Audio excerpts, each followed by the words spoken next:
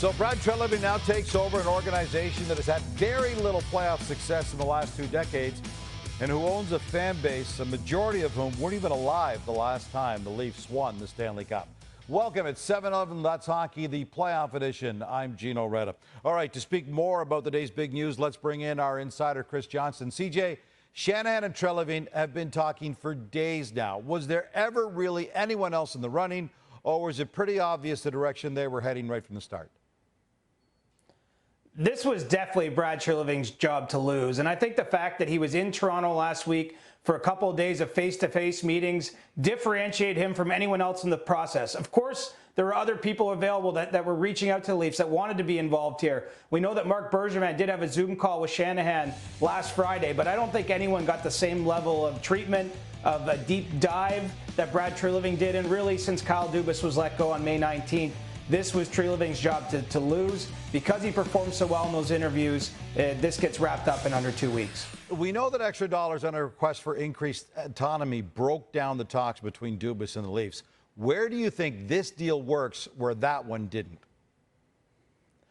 Well, it's a fresh start. You know, that's how I look at it. Kyle Dubas and Brendan Shanahan worked together a long time. And obviously, in those final days when they were negotiating a contract and weren't able to reach one, their relationship completely broke apart. And it was a difficult time for them. It's not unlike what Brad Treliving faced in Calgary, where he actually walked away from the Flames in April when they were willing to sign him to an extension. I think Treliving comes in here looking at this with fresh eyes. Obviously has a new relationship now to build with Brendan Shanahan, who is his boss. And based on people I talked to around the league, Gino, I can tell you they think Treliving is well suited to working with Shanahan. He'll probably get a little bit more latitude even than Dubas might have, just given the experience he already has coming into this position. And so I think it's just an opportunity to start fresh that ultimately made this an easier deal to complete than the one that the Leafs failed to earlier in the month. So Treliving has some serious work to do. How do you think him getting this job affects Sheldon Keefe and maybe even more importantly, the core four?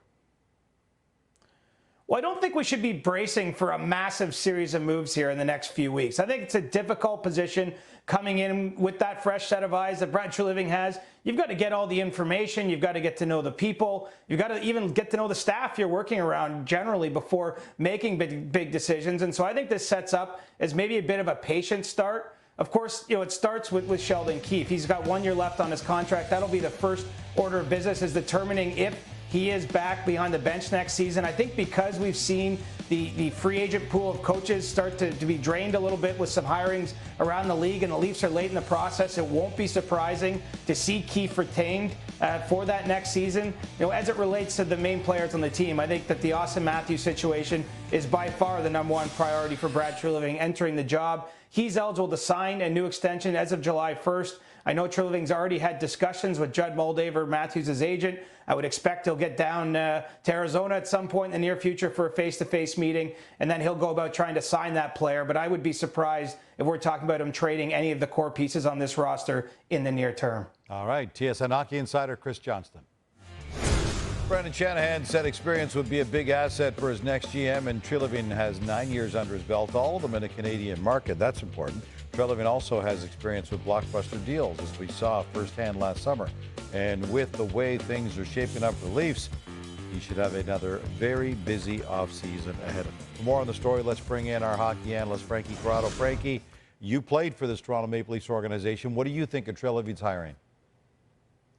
I think it's a good hire, Gino. Like I've been talking about it the last couple of days. If he were to get the job, now he does get the job. He just checks a lot of boxes for this team as far as what Brendan Shanahan was looking for in a general manager. He's experienced. He has experience in a Canadian market, albeit Calgary, which is a little bit of a smaller market than Toronto, but he understands the pressure that's involved with a Canadian team. The other thing, when you look at Brad Treliving's resume and what he's done, he hasn't been afraid to make a bold move, and he's handled himself really well under tough circumstances. So you look at the job that he's coming into here in Toronto, and there's a lot of unknowns. Like there's going to be some contracts that are coming up with some star players in the near future. There's 10 unrestricted free agents. There's a little bit of a goalie issue. There's a goalie that makes a lot of money that maybe you want to move off this roster. Not to mention that there's a draft coming up. There's a lot of things he needs to address, but I would say this. When you look at Brad Treliving and what he brings to the team, there's nothing he hasn't seen before. There's nothing that's going to catch him by surprise. So that should add a little bit of comfort to Leaf fans that are maybe a little worried about the decision.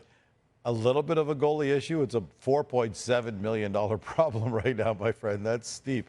Okay, so as you mentioned, he checks all the boxes. But is Treliving an upgrade on Dubas, or is it simply a good hire given his circumstances right now? It's a good hire, and it's definitely not a downgrade. And like when you think about what he did with the Calgary Flames, you kind of start checking boxes like the Leafs did when they acquired Brad Treliving. So did he put a good goaltender in place in Calgary? Yes, he did. Did he put a good D-core in place? Yes, he did. Did he have star forwards? Did he have depth forwards? All these things, Gino, when you look at it on paper, he did those things. Now he's going to have an opportunity here with the Leafs to do that in this organization. And I know we try to evaluate coaches, general managers, and we do it by wins and losses, right? Kyle Dubas, he only wins one round in his tenure here in Toronto. Brad Treliving didn't necessarily do much better in Calgary, but he's provided the players that they needed in Calgary in order to get it done. They weren't able to get it done. Now it's going to be his opportunity to do that here in Toronto. And maybe the team has a different look. But with all the things that are on the horizon for this group, I see it as an opportunity. I see it as a great challenge for him. And he's a guy, like we said, like he's been there, he's done that, he's seen it all. There's nothing that's going to catch him by surprise. And Gino, as you know, people learn as they go on in their careers. And maybe there's some things that happen in Calgary that he's learned from and he's going to apply it here in Toronto. Just like Kyle Dubas, when he moves on to his next job, there's some things that he didn't maybe handle the best here in Toronto that he'll look to do better when he moves on to his next job. Treliving's going to be busy. He's got to hit the ground running. Former Leafs general manager, by the way, Brian Burke, worked with Brad Treliving. He was on overdrive today, and he shared his thoughts on the hiring. This guy comes from a ton of dough, the Boston Pizza family, right? Mm-hmm. But he never acted like he came from a lot of dough, and they never treated like he came from a lot of dough. He was raised the right way. He was raised to earn what you had, be polite, listen, say thank you, and play hard and do everything you do hard. Started working in management when he worked in Columbus, selling tickets, working in the off season selling tickets. How many guys do that? So he's worked at everything he's done. He worked at that new league they put together years ago. Worked in the when he went to Phoenix. He ran the league. They were in bankruptcy proceedings, so they had to go to Bill Daly for everything. He's just an impressive guy. So I think he's got budgeting strengths. I think he's got a clear picture of how to build a winning team. He's a good guy, like you mentioned. That goes a long way. He can get people to trust him and listen to him. I think it's a great hire. Treliving inherits a Leafs team that has just over $9 million in cap space and a ton of question marks. 10 UFAs from their playoff roster, including 4 players Kyle Dubas brought in before the deadline, and 1 big RFA in Ilya Samsonov, plus huge decisions to make in the core 4. So who could we see the new GM free up some cash swinging on a big trade sooner rather than later? Shanahan met with the core 4 and assured them the plan was to bring them all back. Does Treliving need to honor that? Or do you think he has to move one of them out in order to turn this franchise around? With a new general manager coming in, I have a hard time believing that his first order of business is going to be to trade a star player. And we talked about it, like if Kyle Dubas was going to stay in Toronto, he needed to move someone because he had tried so many different things around this core that he needed to do something within that core to make a difference. Now with the new general manager coming in, Gino, I have a hard time thinking like that's exactly what he wants to do. So when you look at what the roster could look like with the 10 unrestricted free agents, does he take a look at that and say, okay, I'm going to keep the 4 guys intact here because I haven't had a kick at the can with these guys, and I know that maybe I can build something around them that could look different, and maybe it just buys them a little more time as a group of 4 to break out and break through into the playoffs. But with that being said, he has been bold. Some of his boldness has been out of necessity. Some of it has been because of he was the one looking to be bold and make a splash.